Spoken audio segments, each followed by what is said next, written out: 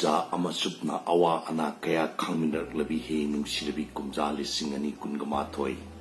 na kunungsina kaini yathang pisari anubu khongthang dalak libi he anubu sahi kumja lising ani kungani thoi na ki matam sidani lamdam sigi kwait gi maru oiraba mikhal pangtokna anubu lenga purkadoriba apawa lenga miyam yai phaba purpunga mamihut khalan miduna lamdam sigi yai phaba purkan biuko yang COVID-19 gi akan masig kheng markta mipum ting na thawai sekla ponung dagi nan thok khidana ba kaya da wana sim jakraba masimakta da mamal nai da nungsi pamur ba kaya no taibung pals dagi hingtat tattu na namdana pubi kriba he nungsi lebi anu bisehi kumjali singi kumgani thoi naha kaloi na tinana punsi anu bapandam kaya kaloi na yaibi mapop kaida nungai yai pana himi leimi na siko nahapu taram na oksari ano ba sa hinalak ba sila lamdam sige miyam pumnam ki mapunda ay haki may kiri yai Paojel pijari ano ba wakal pandam mayol song na ninja ba punam makipantung lama pang magaloy na ing tappa mahausa yung masagtam kahit ng lemin hingin na riba pumnamak nung si sana na ipa ipuna tambiramba ning tirabi ingkola se mapop kahit na awa ana tatapa nunga yai pabo iminaduna sa hisi manung de iga dori ba puwari lamay kudimagta nunga yai paba turei irei sien na ba chokat pa minung sita na talaba padjar ba mapumpar ba nung silay nam tanayom laba lamdam ama oirasan ngasi aroiba sahi niko khalubada yam nungsiba poi maramdi anuba sahi matam ama horpagi lakpaduda asa kya ga loinana ekhoina punsigi magi thogai kya ama pangjage aduga punsi rol sidasu nungai phaba leigani habagi manglan mayam mangjagi ko adubu hokhiba sahi du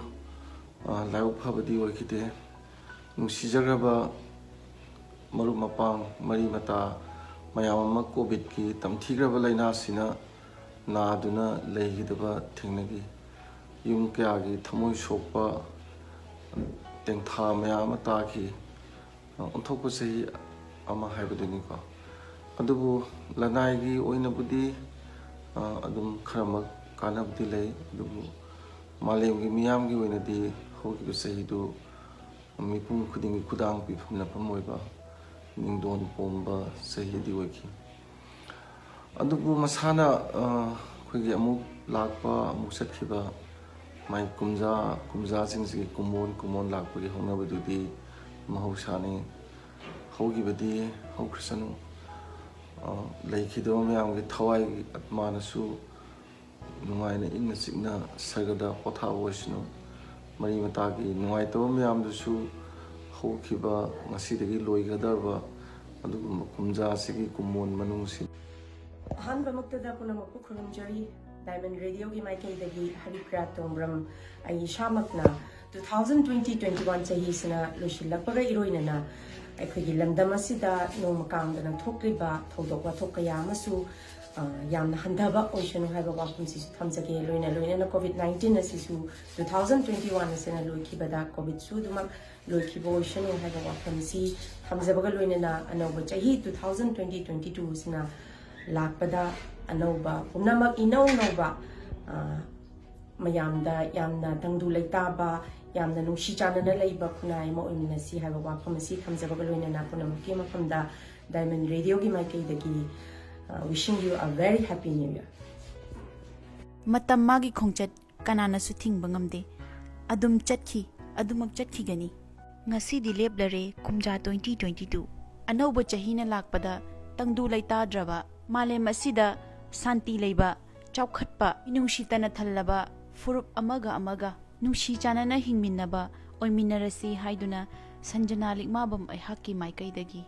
mayam pumnamakta yaifa Paojel pijari sinbiraklo anoba chahi 2022 nahakpu taramna okchari wishing you all a very happy new year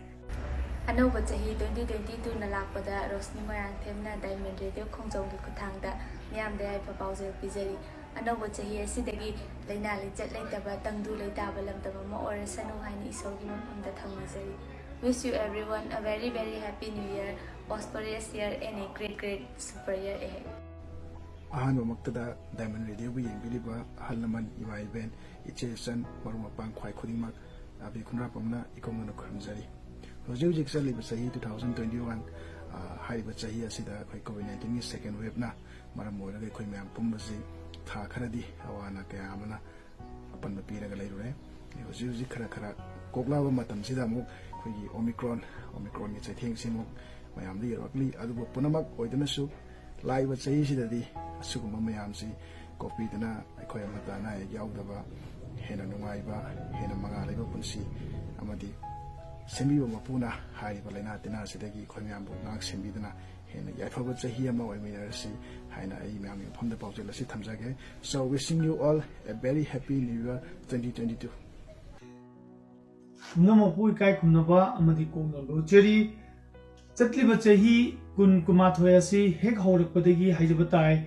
ꯃꯥꯂꯦꯝꯒꯤ ꯑꯣꯏꯅ ꯇꯝꯊꯤꯔꯕ ꯂꯩꯅꯥ ꯂꯥꯏꯆꯠ ꯑꯃ ꯑꯣꯏꯔꯤꯕ ꯀꯣꯚꯤꯗ-19 ꯍꯥꯏꯕ ꯂꯩꯅꯥ ꯂꯥꯏꯆꯠꯁꯤꯅ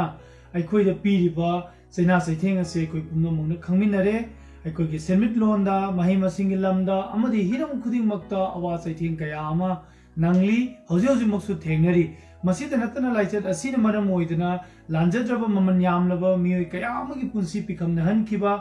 ꯄꯤꯈꯝꯅꯍꯟꯈꯤꯕꯗ ꯅꯠꯇꯅ ꯃꯈꯣꯏꯒꯤ ꯏꯃꯨꯡꯗ ꯊꯦꯡꯅꯍꯧꯔꯤꯕ ꯑꯋꯥꯕ ꯀꯌꯥ ꯑꯃ ꯑꯋꯥ ꯆꯩꯅꯥ ꯍꯧꯖꯤꯛꯃꯛꯁꯨ ꯈꯥꯡꯗꯨꯅ ꯂꯩꯔꯤ. ꯆꯠꯂꯤꯕ ꯆꯍꯤ 2019 ꯑꯁꯤꯅ ꯑꯩꯈꯣꯏ ꯄꯨꯝꯅꯃꯛꯀꯤ ꯑꯋꯥꯕ ꯆꯩꯅꯥ ꯀꯌా ꯑꯁꯤ ꯄꯨꯕꯤꯈꯤꯗꯅ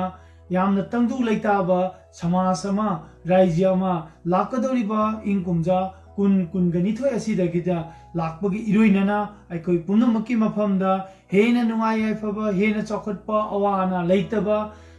ꯁꯃꯥꯖ ꯑꯃ ꯑꯣꯏꯕ ꯉꯝꯃꯁꯅꯨ ꯍꯥꯏꯕ ꯋꯥꯐꯝ ꯑꯁꯤ ꯏꯔꯩꯆꯥꯁꯤꯡꯒꯤ ꯃꯐꯝꯗ ꯑꯃꯨꯛꯀ ꯍꯟꯅ ꯏꯀꯥꯏ ꯈꯨꯝꯅꯕ ꯑꯃꯗꯤ ꯀꯣꯛ ꯅꯣꯟꯕꯒ ꯂꯣꯏꯅꯅ ꯏꯔꯩꯆꯥꯁꯤꯡꯒꯤ ꯃꯐꯝꯗ ꯂꯥꯛꯀꯗꯧꯔꯤꯕ ꯆꯍꯤ 2022ꯒꯤ ꯑꯣꯏꯕ ꯌꯥꯝꯅ ꯅꯨꯡꯉꯥꯏꯕ, ꯍꯔꯥꯎ ꯅꯨꯡꯉꯥꯏꯕꯇꯅ ꯊꯜꯂꯕ, ꯑꯋꯥ ꯆꯩꯅꯥ ꯌꯥꯎꯗ꯭ꯔꯕ ꯆꯍꯤ ꯑꯃ ꯑꯣꯏꯃꯤꯟꯅꯔꯁꯤ ꯍꯥꯏꯕ ꯋꯥꯐꯝ ꯑꯁꯤ ꯏꯔꯩꯆꯥꯁꯤꯡꯒꯤ ꯃꯐꯝꯗ ꯊꯝꯖꯔꯤ. ꯀꯨꯝꯖꯥ 2019 ꯂꯣꯏꯔꯦ. ꯍꯧꯖꯤꯛ ꯀꯨꯝꯖꯥ 2022ꯒ ꯁꯛꯈꯪꯅꯕꯒꯤ ꯄꯨꯡꯖꯥ ꯑꯗꯨ ꯌꯧꯔꯛꯑꯦ. 2019 ꯁꯤ ꯄꯦꯟꯗꯕ ꯉꯥꯛꯇꯅꯤ ꯍꯥꯏꯕ ꯇꯥꯏ. ꯀꯣꯚꯤꯗ-19 ꯀꯣꯔꯣꯅꯥ ꯚꯥꯏꯔꯁꯅ ꯐꯤꯂꯝ ꯇꯧꯖꯔꯤꯕ ꯑꯩꯈꯣꯏꯗ ꯑꯗꯨꯛꯀꯤ ꯃꯇꯤꯛ ꯆꯩꯅꯥ ꯄꯤꯈꯤ. ꯈꯖꯤꯛꯇꯪ ꯅꯤꯡꯁꯥ ꯁꯣꯔ ꯍꯣꯟꯇꯣꯔꯛꯄ, ꯈꯖꯤꯛꯇꯪ ꯐꯤꯂꯝ ꯀꯥꯞꯄ ꯌꯥꯔꯦ, ꯄ꯭ꯔꯤꯃꯤꯌꯔ ꯁꯣ ꯈꯔ ꯎꯠꯄ ꯌꯥꯔꯦ, ꯊꯤꯌꯦꯇꯔꯗ ꯁꯤꯅꯦꯃꯥ ꯍꯣꯜꯁꯤꯡꯗ ꯐꯤꯂꯝ ꯈꯔ ꯎꯠꯄ ꯌꯥꯔꯦ, ꯁꯤꯅꯦꯃꯥ ꯎꯠꯄ ꯌꯥꯔꯦ ꯍꯥꯏꯗꯅ ꯐꯤꯂꯝꯒꯤ ꯆꯦꯟꯖ ꯆꯣꯡꯖꯔꯤꯕ ꯑꯩꯈꯣꯏꯅ ꯈꯖꯤꯛꯇꯪ ꯌꯥꯇꯣꯜ ꯀꯥꯊꯣꯛꯑꯒ ꯅꯣꯛꯀꯦ ꯈꯟꯖꯔꯛꯄ ꯃꯤꯀꯨꯞꯇ ꯑꯃꯨꯛꯁꯨ ꯑꯣꯃꯤꯀ꯭ꯔꯣꯟ ꯂꯥꯛꯁꯜꯂꯦ. ꯄꯨꯝꯅꯃꯛ ꯑꯣꯃꯤꯀ꯭ꯔꯣꯟꯁꯤꯗꯤ ꯌꯥꯝ ꯊꯨꯅ ꯃꯨꯊꯠꯇꯅ ꯍꯥꯏꯗꯤ ꯑꯩꯈꯣꯏꯅ ꯃꯤꯑꯣꯏꯕ ꯑꯩꯈꯣꯏꯅ ꯃꯗꯨꯕꯨ ꯈꯨꯗꯨꯝ ꯆꯟꯕ ꯉꯝꯃꯒ ꯑꯩꯈꯣꯏ ꯂꯥꯛꯂꯤꯕ ꯑꯅꯧꯕ ꯆꯍꯤ ꯍꯥꯏꯖꯕ ꯇꯥꯔꯦ ꯀꯨꯝꯖꯥ 2022ꯗꯗꯤ ꯑꯩꯈꯣꯏ ꯄꯨꯝꯅꯃꯛ ꯌꯥꯝꯅ ꯑꯋꯥꯕꯁꯦ ꯆꯍꯤ 2-3 ꯈꯥꯡꯉꯛꯄꯁꯤꯗ ꯐꯤꯂꯝ ꯇꯧꯖꯔꯤꯕ ꯈꯛ ꯅꯠꯇꯅ ꯃꯤꯄꯨꯝ ꯄꯨꯝꯅꯃꯛ ꯌꯥꯝꯅ ꯋꯥꯔꯦ. ꯃꯔꯝ ꯑꯗꯨꯅ ꯑꯋꯥꯕꯗꯒꯤ ꯀꯣꯛꯃꯤꯟꯅꯅꯕꯒꯤꯗꯃꯛ ꯑꯩꯈꯣꯏ ꯄꯨꯝꯅꯃꯛ ꯂꯥꯏ ꯅꯤꯡꯃꯤꯟꯅꯕ, ꯑꯩꯈꯣꯏ ꯄꯨꯝꯅꯃꯛꯅ ꯂꯩꯉꯥꯛꯅ ꯄꯤꯕ ꯆꯠꯅ ꯂꯣꯟꯆꯠꯁꯤꯡ ꯉꯥꯛꯃꯤꯟꯅꯕ ꯍꯥꯏꯕ ꯋꯥꯐꯝ ꯑꯁꯤ ꯊꯝꯖꯔꯒ ꯀꯨꯝꯖꯥ 2022ꯕꯨ ꯇꯔꯥꯝꯅ ꯑꯣꯛꯆꯔꯤ. ꯑꯅꯧꯕ ꯆꯍꯤ 2022ꯅ ꯂꯥꯛꯄꯗ ꯃꯌꯥꯝ ꯅꯤꯡꯕ ꯂꯣꯏꯅ ꯊꯨꯡꯕꯤꯌꯨ. ꯌꯥꯏꯐꯕ ꯅꯨꯡꯉꯥꯏꯕ ꯑꯐꯕꯇ ꯄꯤꯅꯕꯤꯁꯅꯨ ꯑꯩꯅ ꯇꯥꯏꯕꯪ ꯃꯄꯨꯒꯤ ꯃꯐꯝꯗ ꯊꯧꯅꯤꯖꯔꯤ. ꯂꯣꯏꯅꯅ ꯗꯥꯏꯃꯟ ꯔꯦꯗꯤꯑꯣꯕꯨꯁꯨ ꯃꯌꯥꯝꯅ ꯅꯨꯡꯁꯤꯕꯤꯌꯨ. ꯍꯦꯟꯅ ꯃꯥꯏ ꯄꯥꯛꯄ ꯃꯌꯥꯝꯒꯤ ꯁꯦꯕꯥ ꯀꯨꯏꯅ ꯇꯧꯕ ꯉꯝꯕ ꯆꯦꯅꯦꯜ ꯑꯃ ꯑꯣꯏꯍꯟꯕꯤꯌꯨ ꯍꯥꯏꯅ ꯑꯩꯅ ꯃꯌꯥꯝꯗꯁꯨ ꯔꯤꯀ꯭ꯋꯦꯁ ꯇꯧꯖꯔꯤ. ꯃꯌꯥꯝꯗ ꯑꯃꯨꯛꯀ ꯍꯟꯅ ꯍꯦꯄꯤ ꯅ꯭ꯌꯨ ꯏꯌꯔ ꯋꯤꯁ ꯇꯧꯖꯔꯤ. ꯉꯁꯤ ꯑꯁꯤ 2021ꯒꯤ ꯑꯗꯨꯒꯨꯝꯕ ꯑꯔꯣꯏꯕ ꯅꯨꯃꯤꯠꯅꯤ. ꯆꯍꯤ ꯑꯁꯤꯗꯅꯤ ꯃꯅꯤꯄꯨꯔ ꯃꯤꯌꯥꯝꯅ ꯑꯗꯨꯒꯨꯝꯕ ꯑꯋꯥꯕ ꯆꯩꯊꯦꯡ ꯀꯌꯥ ꯐꯪꯈꯤꯕ. ꯆꯍꯤ ꯑꯁꯤꯗꯅꯤ ꯌꯥꯝꯅ ꯁꯥꯊꯤꯕ ꯂꯥꯏꯆꯠ ꯃꯔꯨꯑꯣꯏꯅ ꯀꯣꯚꯤꯗ-19ꯅ ꯃꯔꯝ ꯑꯣꯏꯔꯒ ꯃꯃꯜ ꯌꯥꯝꯂꯕ ꯃꯤꯑꯣꯏ ꯀꯌꯥꯒꯤ ꯄꯨꯟꯁꯤ ꯄꯤꯈꯝꯅꯍꯟꯈꯤꯕ, ꯑꯋꯥꯕ ꯆꯩꯊꯦꯡ ꯀꯌꯥ ꯄꯤꯈꯤꯕ. ꯍꯌꯦꯡꯗꯒꯤꯗꯤ ꯑꯅꯧꯕ ꯆꯍꯤ 2022 ꯂꯥꯛꯂꯒꯅꯤ. ꯑꯅꯧꯕ ꯆꯍꯤ 2022ꯅ ꯂꯥꯛꯄꯗ ꯑꯩꯈꯣꯏ ꯈꯨꯗꯤꯡꯃꯛꯀꯤ ꯋꯥꯈꯜꯂꯣꯟꯗ ꯑꯅꯧꯕ ꯑꯁꯥ, ꯑꯅꯧꯕ ꯃꯌꯣꯜ ꯑꯃ ꯆꯣꯡꯉꯒ ꯃꯅꯤꯄꯨꯔꯗ ꯈꯨꯟꯗꯥꯃꯤꯟꯅꯔꯤꯕ ꯇꯣꯉꯥꯟꯕ ꯐꯨꯔꯨꯞꯁꯤꯡꯒꯤ ꯃꯔꯛꯇ ꯅꯨꯡꯁꯤ ꯆꯥꯟꯅꯕ, ꯑꯃꯒ ꯑꯃꯒꯤ ꯃꯇꯦꯡ ꯄꯥꯡꯅꯕ ꯑꯗꯨꯝꯕ ꯆꯍꯤ ꯑꯃ ꯑꯣꯏꯅꯕ, ꯆꯍꯤ ꯑꯁꯤꯗꯗꯤ ꯑꯅꯧꯕ ꯑꯁꯥ ꯀꯌꯥ ꯄꯨꯔꯒ ꯑꯅꯧꯕ ꯋꯥꯈꯜꯂꯣꯟꯒ ꯂꯣꯏꯅꯅ ꯑꯩꯈꯣꯏ ꯃꯁꯦꯜ ꯍꯦꯟꯅ ꯃꯥꯡꯖꯤꯟ ꯊꯥꯕꯔꯣꯝꯗ ꯄꯥꯏ ꯑꯣꯟꯁꯤꯟꯃꯤꯟꯅꯔꯁꯤ ꯍꯥꯏꯕ ꯑꯩꯈꯣꯏ ꯄꯥꯎꯖꯦꯜ ꯄꯤꯖꯔꯤ ꯍꯦꯄꯤ ꯅ꯭ꯌꯨ ꯏꯌꯔ ꯑꯅꯧꯕ ꯆꯍꯤ 2022ꯅ ꯂꯥꯛꯄꯁꯤꯗ ꯃꯌꯥꯝ ꯄꯨꯝꯅꯃꯛꯀꯤ ꯃꯐꯝꯗ ꯅꯣꯂꯨꯛꯅ ꯈꯨꯔꯨꯝꯖꯔꯤ ꯇꯁꯦꯡꯕꯃꯛꯅꯤ ꯃꯇꯝ ꯍꯥꯏꯕꯁꯤꯗꯤ ꯂꯣꯏꯅꯥꯏꯗ꯭ꯔꯕ ꯑꯩꯈꯣꯏꯒꯤ ꯏꯄꯥꯛ ꯑꯃꯅꯤ ꯃꯁꯤꯗꯩꯁꯤꯗ ꯑꯩꯈꯣꯏꯅ ꯆꯍꯤ ꯅꯨꯃꯤꯠ 365ꯒꯤ ꯃꯀꯛ ꯇꯥꯡꯀꯛ ꯑꯩꯈꯣꯏꯅ ꯁꯦꯝꯖꯗꯨꯅ ꯑꯩꯈꯣꯏꯒꯤ ꯄꯨꯟꯁꯤꯁꯤꯗ ꯀꯗꯥꯏ ꯐꯥꯎꯕ ꯑꯩꯒꯤ ꯅꯤꯡꯖꯕ ꯑꯥꯁꯥ ꯊꯨꯡꯈ꯭ꯔꯕꯒꯦ ꯀꯗꯥꯏ ꯐꯥꯎꯕ ꯑꯩꯅ ꯂꯥꯛꯀꯗꯧꯕ ꯆꯍꯤ ꯑꯁꯤꯗ ꯇꯧꯒꯗꯒꯦ ꯍꯥꯏꯕꯅꯆꯤꯡꯕ ꯁꯦꯝꯖ ꯁꯥꯖꯅꯕꯒꯤ ꯑꯗꯨꯒꯨꯝꯕ ꯈꯨꯠꯁꯦꯝꯒꯤ ꯑꯣꯏꯕ ꯇꯥꯡꯀꯛ ꯑꯃ ꯍꯧꯖꯤꯛ ꯉꯁꯤꯃꯛ ꯗꯤꯁꯦꯝꯕꯔꯒꯤ ꯇꯥꯡ 38 2021 ꯑꯁꯤꯗ ꯂꯣꯏꯔꯅꯤ ꯑꯗꯨꯒ ꯉꯁꯤ ꯑꯍꯤꯡꯗꯒꯤ ꯍꯧꯅ ꯑꯅꯧꯕ ꯆꯍꯤ ꯍꯥꯏꯗꯅ 2022 ꯑꯁꯤ ꯑꯩꯈꯣꯏ ꯊꯣꯡꯖꯤꯟꯗ ꯉꯥꯏꯗꯨꯅ ꯂꯩꯔꯔꯦ ꯑꯩꯈꯣꯏꯕꯨ ꯑꯣꯛꯅꯅꯕꯒꯤꯗꯃꯛꯇ ꯂꯥꯛꯂꯤꯕ ꯆꯍꯤ ꯑꯁꯤꯗꯗꯤ ꯑꯩꯈꯣꯏꯅ ꯊꯝꯖꯅꯤꯡꯕꯁꯤ ꯑꯣꯏꯅꯤꯡꯕ ꯑꯣꯏꯖꯁꯅꯨ ꯑꯩꯈꯣꯏ ꯄꯨꯟꯁꯤꯕꯨ ꯃꯁꯛ ꯈꯪꯅ ꯑꯃꯗꯤ ꯊꯦꯡꯅꯔꯤꯕ ꯊꯧꯒꯥꯏ ꯀꯌꯥ ꯊꯧꯗꯥꯡ ꯀꯌా ꯌꯩꯈꯥꯏ ꯊꯤꯟꯈꯥꯏꯕ ꯀꯌా ꯑꯁꯤ ꯂꯥꯟꯊꯣꯛꯄ ꯉꯝꯅꯕ ꯃꯄꯨꯗ ꯄꯥꯡꯒꯜ ꯄꯤꯅꯕꯤꯌꯨ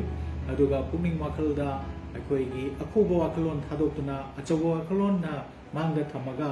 ꯑꯐꯕ ꯐꯖꯕꯅ ꯄꯨꯛꯅꯤꯡꯗ ꯊꯝꯃꯒ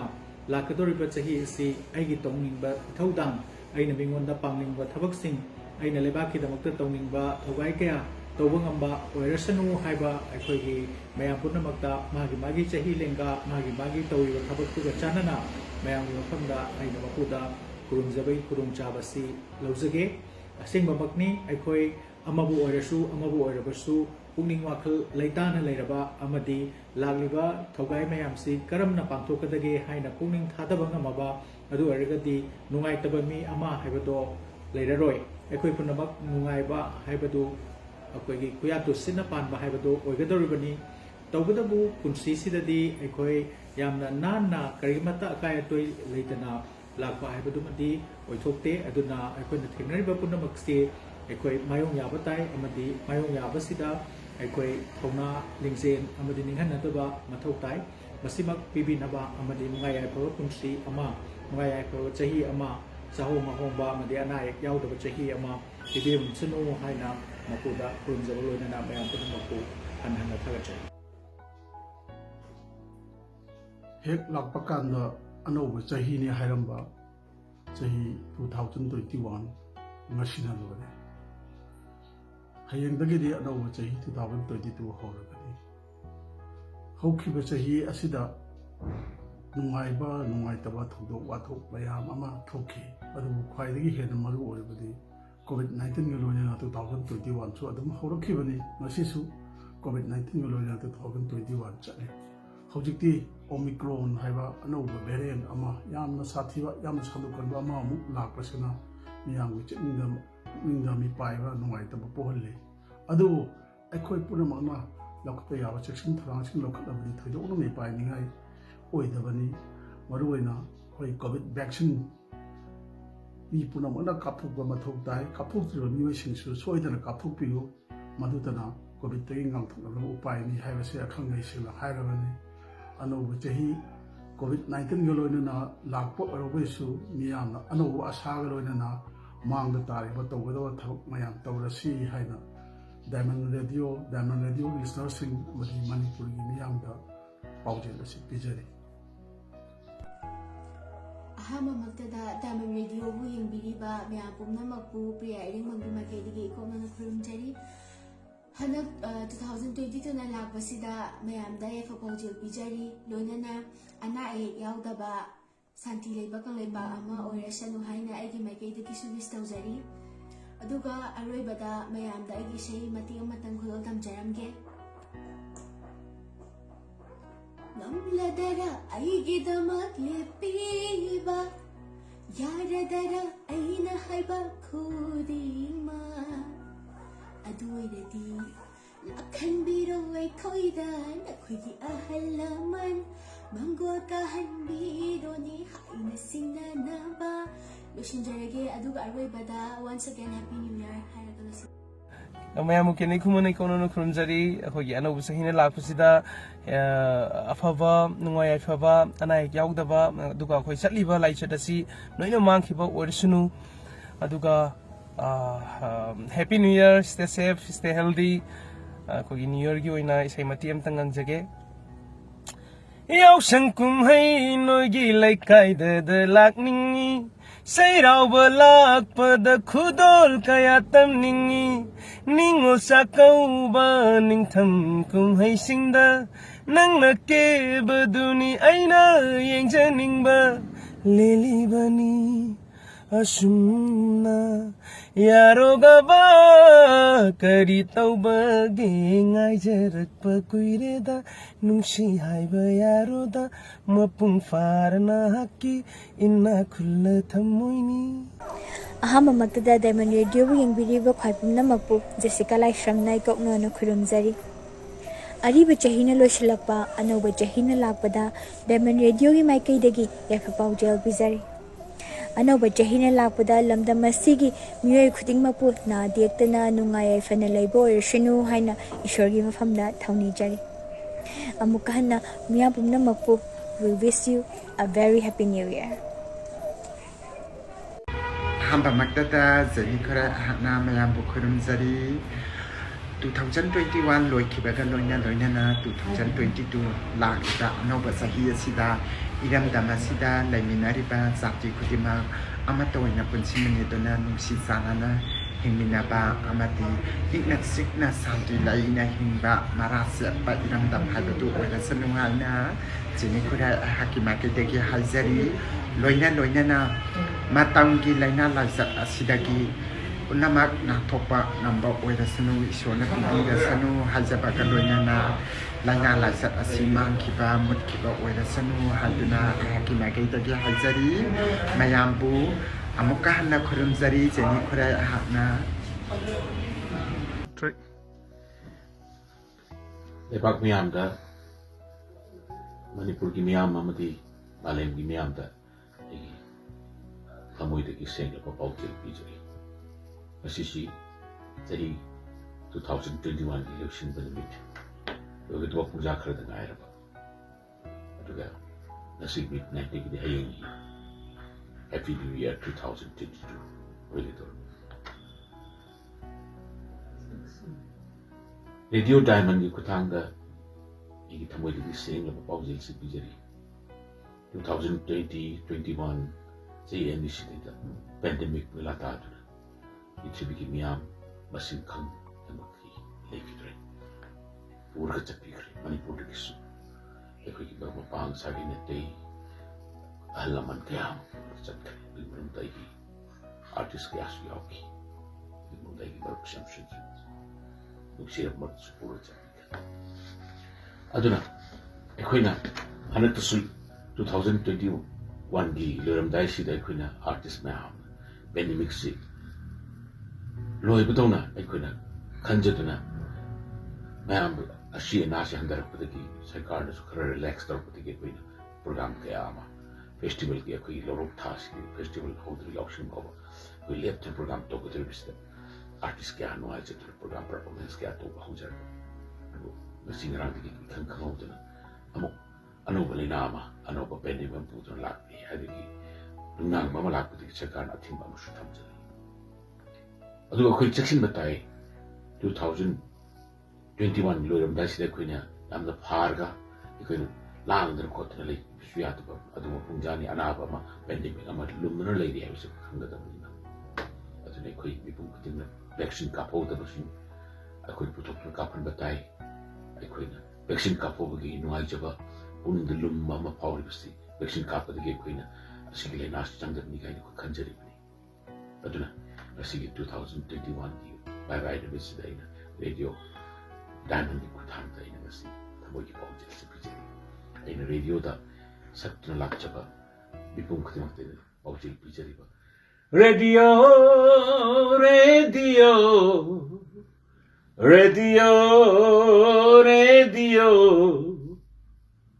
ꯃꯥꯂꯦꯝꯒꯤ ꯃꯄꯥꯎ ꯄꯨꯔꯛꯂꯦ ꯔꯦꯗꯤꯑꯣ शांति मपाओ पूरक्ले रेडियो शांति की इसई सकले रेडियो रेडियो शांति की मपाओ पूरक्ले रेडियो शांति की इसई सकले radio Radio, radio, radio, radio. Nungsigi isay saklagle radio. Shantigi mapao purakle radio. Radio diamondgi khutang da pizari. Thamoy paojel se. Radio diamondgi khutang da pizari. Thamoy paojel se. Mayam punamak ing na chik na nuksina na hanaki chahi siloi ke baga 2022 da am nungay na amat ka oy na thamoy punsin duna aray le tana duna ing chik na santi lay na khana chaina duna lay mina se habagi paojel se mayam the pijari. Thank you very much. Happy New Year. Advance Happy New Year 2022. Thank you very much. अनौब चाही इंग्लिसिंग अनिग सुपना कुनी थोइना लागपदा मणिपुर दा लेरिबा इमुंग खुदिंग मक्ता नुंगसीबना मांग थारगा अमत ओइबगी वाखलोनगा लोइनना नुंगाई याइफबा इमुंग अममम ओइबा ngamduna अपुनबा चावखतपा Manipur अमा ओइरसनु Covid लाइचितपु माइथिबा पीदुना मिहात मिपुन यावदबा लमदम अमा ओइरसनु इथक थोंगबु इकाई खुमनबिबा इका थाबबु नुंगसीबिबा हाइबा वाखलोन असिगा लोइनना मणिपुर दा खुंदामिनरिबा तोंगान तोंगानबा lining लाइसोन चटपा इचिल इनाव खुदिंग मक्की मफमदा याइफा पाउजेल पिजरी. Wishing you all a very happy new year 2022.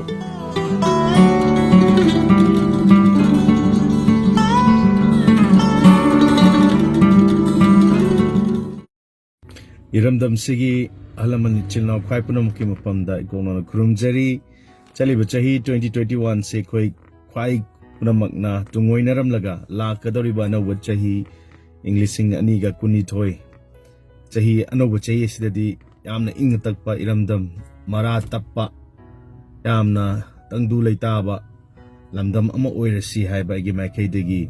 Mam Punamakim from the Mongol Pijari. Wish you all a very, very happy new year.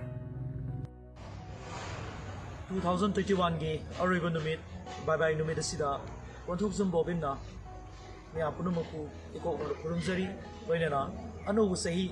hayeng haba numit sidagi lakadirba 2022 asida akoi punumak yai phaba nuksiba amadi chana chinana akoi masen amana amubu ngakpi bhaiba wakhalon asina mamang tharaga akoi punna nuksinana ana ye gyawdoba amadi lainatina anuba lainatina kaya sandoraktaba oiminaduna akoi punna nuksi sana hingmina se aba wapamsi mayam mafamda thamjari humana pumcho chot pamakai phaigan mati mung thok pamakai choninge thaba nuksibinak kita thank you. Hi everyone. Anauba chahi 2022 na lakpada resmi sorokhaibamna miyamgi mafamda yaifa paujel pizari. Anauba chahi asidagi nungsisana laiminaba tangdu laitaba hena chawkhatba laipak ama oiminarsi. Anauba chahi 2022 asidagi COVID-19 gi laichat asisu kokpa orshunu haina miyamgi mafamda yaifa paujel pizari. Wish you a happy new year. Bye. Lakpada taram oksari Anauba chahi asina miyamgi punsida santi oiba tangdu laitaba chawkhatpa nungai yaifaba pubirako oirisanu leibaki oirisu chawkhatpa nungai yaifaba oirisanu loinena hojik malemgi mafam punamakta miyam kachitmit miyamda mayoknariba covid ki laichat asisu anauba chahi asidagi losinkibo oirisanu amuka hanna ayagna atong chahi asibu taram oksari Mayam pumnamakpu roji hisnamnai koknona punyanjari ngasi ari no sinaramdagi langdai asida aigi oiba wakhalon khara miyamda paudamjagi haukraba chahi 2021 sida malem pumbagi oina laina laichat COVID-19 na maram oiduna malem pumba mikap miraw kholtuna thalhanki adubu lakadoriba chahi anoba chahi 2022 asidadi mikap miraw khol tadaba laina laichat mayam sidagi ingna chikna Panba malemama oiminarasi haina aigi maikadagi yaifa paujel pizari. Singgi awan wali marakta corona ba sabona duna 2021 sakhe adu lakadori ba 2022 asitadi akhoi punamak asidagi so athoppa mangbalonena ekhoi ekhone chaliba punsi nangida mai pakpa oirasanu amadi nungai yaifaba tangdo leitaba iramda manipur ama oibagolonina malemda ingtapa purpu orisanu haibo bela ko makedi